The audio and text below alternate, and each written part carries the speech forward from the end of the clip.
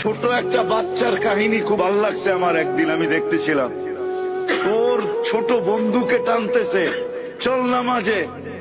আমি যাবো না। দোস্ত, তোকে ছাড়া আমি দুনিয়ায় থাকতে পারি না, জান্নাতে তোরে ছাড়া থাকমু কেমনে, চল মসজিদে। তোমরাও এরকম হও যে তোকে ছাড়া আমরা দুনিয়ায় থাকতে পারি না, জান্নাতে কেমনে থাকবো। জান্নাতে আড্ডা হবে, আড্ডা। প্রতিদিন 2 বেলা আড্ডা হবে সৈকতে। আল্লাহ বানায় রেখা দিছে সব। ওই জান্নাত খুলতে পারলাম না, খুললে সারা রাত চলে যাবে। আড্ডা হবে ডেলি জান্নাতে 2 বেলা সৈকতে।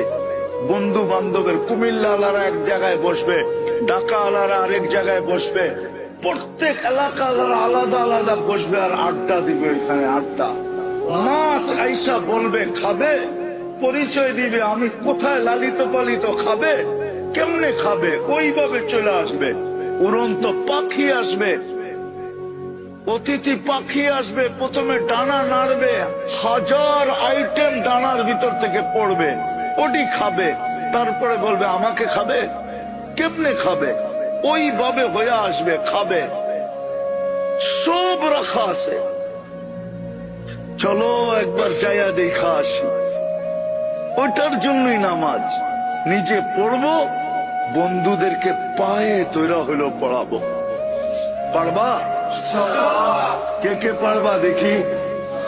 আল্লাহ আমাদের সবাইকে আমল করার তৌফিক দান করে।